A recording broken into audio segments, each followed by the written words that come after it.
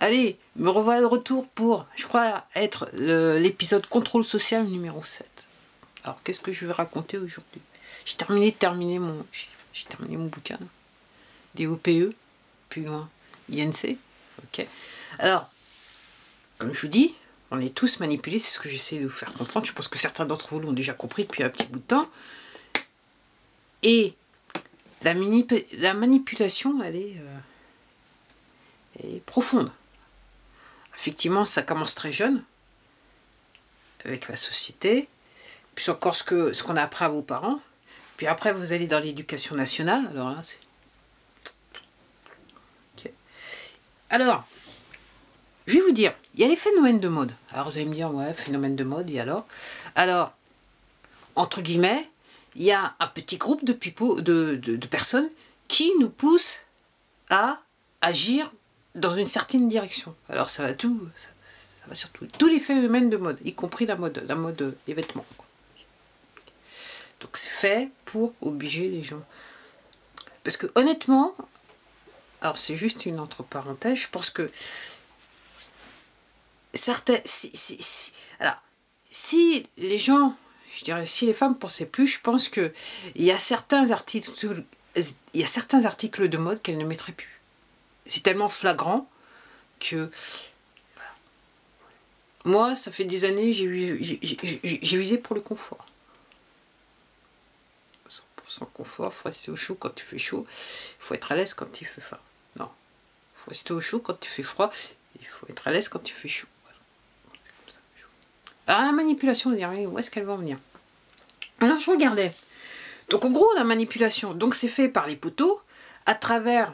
aux États-Unis, à travers l'agence aux 3 lettres, la plus connue. Donc en France, je pense qu'on a aussi la même chose, hein, quelque part. Okay. Il y a aussi ce qui se passe du côté de l'agence aux... Combien eux ils sont? 6 lettres. C'est du Moyen-Orient. Okay. Alors, ce que je note, donc, je vous avais vu, alors, pour ceux qui sont plus âgés, okay, bien plus âgés que moi même, ils vont connaître. Les anciens, ils vont comprendre. Pour ceux qui sont un petit peu plus jeunes, je vous invite à retrouver l'équipe. Moi, je me souviens, quand j'ai grandi, effectivement, j'ai vu des vidéoclips dans les années 60, des parents qui disaient qu'elle est à la télé, oui, en parlant... Si je prends juste l'exemple d'Elvis, des gens qui disaient, oui, c'est quoi cet homme et tout ça, c'est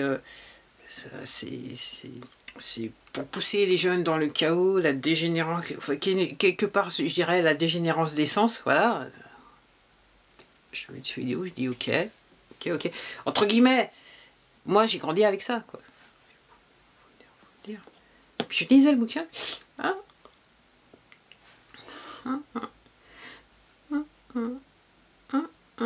Alors, apparemment, donc, les années 50, les beatniks, pour ceux qui connaissent, en fait, c'était une bonne idée de l'agence aux 3 lettres.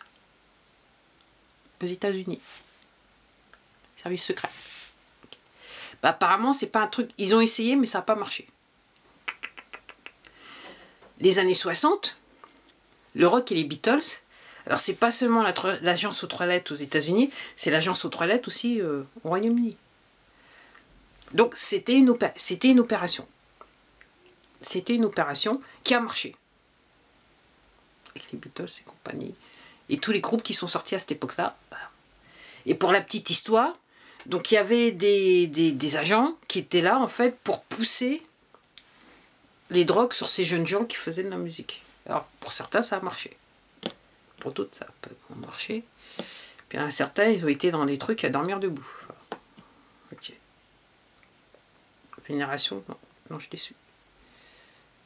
Okay. Donc les années 60, le rock, l'avenue du rock, c'était en fait... En sachant, alors vous allez me dire, mais oui, mais pourquoi c'est que dans les vibrations, dans les ondes ont un effet sur le corps humain. Vous pouvez guérir avec des ondes, comme on peut vous tuer avec certaines ondes. Faites vos recherches sur votre plateforme. Okay. Et puis aussi, comme je vous le disais dans d'autres vidéos, effectivement, l'époque, toute la période hippie, c'était aussi un coup de l'agence aux 3 lettres aux États-Unis. Alors, le but, c'est de c'était de, entre guillemets, pousser les jeunes à perdre leur appartenance culturelle quelque part, pousser en fait, et effectivement la poussée de la libération sexuelle, c'est aussi ce qui permettait en fait d'introduire le culte de l'ange déchu et de détourner les jeunes des religions qui, bien que ces religions, en gros, toutes ces religions en fait, elles font quelque part hommage à l'ange déchu. Il faut rechercher, pour bien comprendre, vous allez rechercher. Mais c'était pas assez. Donc il a fallu les détourner. Donc en fait, on a poussé toute cette histoire hippie et, entre guillemets, l'histoire de l'utilisation des drogues. Donc LSD et compagnie, patati, patata. Donc c'est pas, entre guillemets, c'est pas nouveau. Et en gros aussi, comme je vous disais, quand les Américains sont arrivés au Vietnam aussi, c'était une occasion entre guillemets, l'objectif c'était les États-Unis et surtout les jeunes gens aux États-Unis, pour changer les États-Unis. Après les années 70, le punk rock, c'est pas encore un hasard, c'est aussi l'agence aux toilettes au Royaume-Uni. C'est une psy-op. C'est pour formater les gens, pour les préparer à ce que l'on vit actuellement. Okay. Alors, vous recherchez, vous allez trouver. Là maintenant, si vous recherchez bien, vous allez trouver. Je vous promets, vous allez trouver. Donc moi, entre guillemets, donc c'est de la manipulation pour nous mettre dans cette situation, qui nous a poussé à se mettre dans cette situation. Donc en gros, les potos, ce qu'ils ont compris depuis des années-lumière, et ça fait des années qu'ils travaillent sur ce projet, c'est qu'ils se sont dit, effectivement, créer des guerres, effectivement, on rend hommage à l'ange déchu, ça nous permet de se faire de l'argent des deux côtés, ok, mais c'est pas assez effectif, donc le mieux, c'est de manipuler les gens mentalement pour les mettre dans une situation pour qu'entre guillemets, ils décident de même de passer l'arme à gauche quelque part. Ok. Donc en gros, l'histoire de pousser les drogues, c'est-à-dire que une nation de jeunes qui est dans l'usage de drogue, aussi bien, et ça peut être aussi l'alcool, soit se détruit, pour les plus drogués, ils vont se détruire, ou ça va les mettre dans une situation de dépendance à long terme qui va les détruire lentement et qui va leur permettre de ne pas construire de famille quelque part. Donc ça devrait quelque part faire la dépopulation. C'est un petit peu la logique qui était derrière. Et donc, je l'ai entendu, mais effectivement, voilà. Donc, faites attention à ce que vous mangez, ce que vous prenez, les drogues. Effectivement, on dit, ouais, le mot c'est émasculation des hommes. Effectivement, c'est réel. C'est réel, parce que, entre guillemets, les potos, ce qu'ils ont fait pour pouvoir arriver à leur plan, c'est-à-dire contrôle total de la population et la dépopulation, il faut que les êtres, c'est-à-dire les hommes qui ont naturellement qu'on les mette dans une situation où ils sont lentement dans une apathie, qu'ils défendent même plus leur famille et leurs enfants. Enfin, qu'ils défendent même plus leur famille, qu'ils aient plus l'envie de réagir. Alors ça peut se faire à travers les choses. Alors effectivement, on dit, le divertissement, aussi bien les films que les séries, que les jeux vidéo, effectivement, tout ça, ça fait partie du truc. Pour détourner l'attention des gens, et en même temps, tous ces films, ces séries et ces jeux vidéo, c'est une forme de programmation. Et je regardais, il y a un jeu vidéo aussi que j'aime bien, que j'ai pas vu j'ai pas joué sur tous les épisodes, mais j'en ai vu quelques. Le premier, je suis jamais réussi à aller au-delà de la troisième machin. Mais les épisodes les plus récents sur PS3, j'ai fait, c'était Assassin's Creed. Et en lisant, j'ai compris ce que c'était Assassin's Creed. En fait, les potos, ils envoyaient des assassins, quelque part, dans le passé. À l'époque où... Donc en gros, c'est... Donc, tous ces jeux Call of Duty, c'est pas un hasard. C'est, voilà. C'est pour, entre guillemets, permettre aux jeunes d'accepter la violence. Voilà. Pour que en fait, ça permet en fait de banaliser la violence au sein des jeunes. Okay, pour que quand effectivement les potos décident de ce qu'ils sont en train de faire là maintenant, pour que, entre guillemets, ça devienne acceptable. Et, entre guillemets, effectivement, même la musique, même dans le domaine de la musique, et même ça m'a fait penser que je vais peut-être changer la manière dont je fais ma zik, en fait. Ok. Et pour la petite histoire, apparemment, il y a un compositeur que les poteaux aux États-Unis ils utilisent. Pour cause, il doit mettre les bonnes ondes. Et effectivement, quand vous écoutez les plus gros hits américains ou anglo-saxons, effectivement, vous avez l'impression que c'est le même compositeur. Moi, c'est l'idée que ça m'avait donné, mais en fait, c'était vrai. Il y a quelques années de ça, mais en fait, j'avais raison. C'est ça. C'est le même compositeur, parce qu'en fait, c'est la musique, l'industrie de la musique, c'est un instrument de programmation du plus grand nombre. Donc, en gros, l'histoire du rap, okay, je la connais parce que je l'ai lu, mais après, l'histoire des basses, voilà, boum, boum, boum, j'ai besoin, j'avoue que je vais un petit peu, je vais essayer de... Je vais essayer de me documenter sur le sujet parce qu'on est sur des basses fréquences. Et quand vous êtes sur des basses fréquences, vous êtes en fait sur les fréquences de l'ange déchu. Si vous voyez ce que je veux dire. Ça ne peut pas vous mettre dans la bonne humeur quelque part. Donc faites attention à ce que vous regardez et surtout en termes de musique, faites attention à ce que vous écoutez. Clairement. Clairement. Et c'est vrai que... Alors maintenant, je comprends mieux l'industrie de la musique, c'est que effectivement, totalement contrôlé par les poteaux, pour les raisons que je viens de vous expliquer.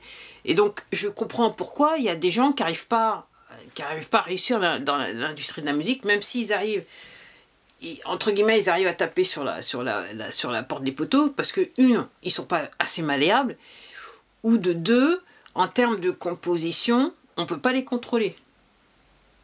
Donc, si on ne peut pas les contrôler, on ne peut pas contrôler plus grand nombre. C'est aussi simple que ça. Et puis là, je dirais que c'était juste avant, en 2019, donc j'ai compris comment, entre guillemets, comment l'industrie de la musique créait un hit. Et effectivement, je vous dis, je me dis, oui, manipulation, manipulation, manipulation. Donc la mode, moi ce que j'observe depuis ce que je l'ai dit lors d'une précédente vidéo, c'est que je remarque que tous les jeunes, ils s'habillent en noir.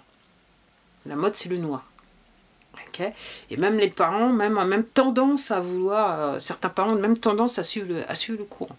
Donc on est sur de la manipulation totale. Manipulation, manipulation, manipulation. Donc tout ça, alors, c'est pas innocent, c'est les poteaux, à travers les services secrets de différents pays. Et puis, comme je vous dis, les poteaux, on vit dans un monde où on est manipulé. Tout est fait pour nous faire aller sur un chemin précis. Enfin, là, le chemin précis, c'est la dépopulation. Ok. Donc, oui. Donc, les années 50, les beatniks, c'est fait. Les hippies, c'est les services secrets américains. Les beatniks, c'est les services secrets américains. Rock'n'roll, Beatles et compagnie, c'est les services secrets anglais. Et le punk rock, ok, aussi service, j'aurais tendance à penser service secret anglais, mais en connexion avec les services secrets américains. Mais le vrai problème, et c'est pour ça que c'est important ce qui se passe aux États-Unis, c'est qu'à travers le temps, les seules populations au monde qui ont créé un vrai problème aux poteaux, c'était les États-Unis. Donc ils ont infiltré les États-Unis, système politique, tout, les organisations gouvernementales et tout ça. Toutes les grandes entreprises aux États-Unis sont infiltrées. Afin de pouvoir, ils se sont dit, ben, on va travailler les gens au corps, entre guillemets, on va les manipuler, mentalement manipuler les gens. Donc, ça a été jusqu'à un certain stade, mais ils sont pas, comme je vous dis, ils utilisent les mêmes techniques. Si vous allez, si vous allez 6000 ans plus, enfin, voilà, si vous allez regarder avant Jésus-Christ, après Jésus-Christ, vous allez voir, vous allez retrouver les mêmes techniques. Si vous lisez des bouquins, vous allez comprendre que c'est les mêmes techniques. Et en fait, ils se sont dit, on va arrêter de faire la guerre. Puis de toute façon, aux États-Unis, c'est un petit peu délicat de dire on va déclarer la guerre, parce qu'en fait, il y a le deuxième amendement, les gens ont droit de posséder une arme à feu. Donc ils sont dit, on va faire autrement. On va faire par tous les biais que je vous ai dit, aussi j'avais expliqué dans d'autres vidéos, et aussi la guerre des opioïdes. Donc, dans les années 50-70, il y avait des lobbies aux États-Unis qui œuvraient pour que, effectivement, les drogues comme l'héroïne, la cocaïne soient illégales. Et la marijuana, okay, soit illégale. Donc là, maintenant, je ne suis pas étonnée, en gros, ça me revient, donc avant qu'ils ferment tout, 2019, effectivement, aux États-Unis, c'était on va légaliser le cannabis, patati, patata, patata. Alors, je comprends, ayant lu, regardé des vidéos, je comprends, surtout regarder des vidéos plus que lu, je comprends qu'effectivement, il y a des choses dans le cannabis qui peuvent aider les individus. Il y a une partie, il y a une partie chimique qu'il faudra enlever, mais autrement, en tant que tel, ça peut être un instrument thérapeutique. C'est ce que je comprends. Mais maintenant, en lisant ce bouquin, je me suis dit, ah ouais, je comprends pourquoi, effectivement, ils ont commencé à légaliser l'histoire, le cannabis et le cannabis. Parce qu'en fait, les poteaux, ils étaient déjà dans l'histoire de... Comme ça fait des années-lumière qu'ils ont des réseaux de drogue, parce qu'en gros, les poteaux se font de l'argent sur la drogue, ok, ils se sont dit, si on légalise, on va pouvoir aller un petit peu plus loin et récupérer le marché et, entre guillemets, faire en gros que le plus grand nombre de la population, entre guillemets, soit sous l'effet de la drogue. Avec les conséquences que ça a. C'est-à-dire qu'une fois que les gens, le plus grand nombre est apathique, on peut faire ce qu'on veut au plus grand nombre. Les gens ne vont pas réagir. Donc oui, c'est une forme de manipulation. Et comme je vous dis, c'est pas un truc... Et comme je vous dis, on grille des organisations criminelles, entre guillemets, on se dit, ouais, mafia, patati, non. Ces gens-là, ce sont juste les soldats. Les soldats des poteaux. Parce que les plus grands, on est sur un... D'un point de vue géopolitique, on parle d'organisations gouvernementales. Notamment les services secrets. Donc rien n'est clair, rien n'est clair, rien n'est clair. Et entre guillemets, c'est à nous en tant qu'individus de réaliser un petit peu ce qui se passe autour de nous.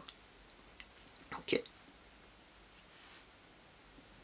Alors moi, ça fait des années. Enfin, quand j'ai commencé, j'étais sur cette plateforme. Je tombais souvent sur des créateurs qui disaient ouais, il faut regarder, faites attention à ce que vous écoutez. Effectivement, il faut faire attention à ce que vous écoutez en termes de musique.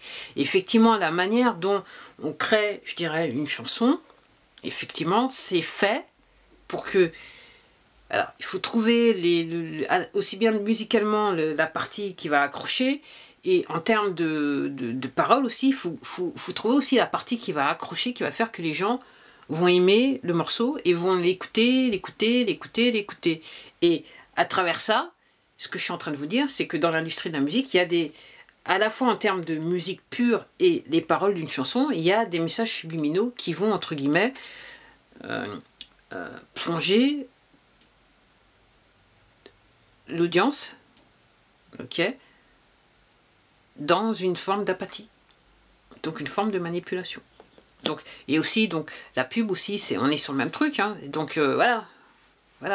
Et donc, entre guillemets, alors nous, moi, ça fait des années, enfin, je vois la pub, je suis obligée de devoir regarder la pub sur cette machin, mais moi, ça me fait rigoler, autre machin, sur cette plateforme, mais l'idée, c'est l'idée aussi de se dire qu'on est manipulé à travers la pub, on est poussé à la consommation. Tant que vous consommez, et que vous ne pouvez pas payer la consommation, puisqu'en gros, vous devez, entre guillemets, on vous pousse à tout acheter à crédit, on vous tient. C'est une forme de chaîne.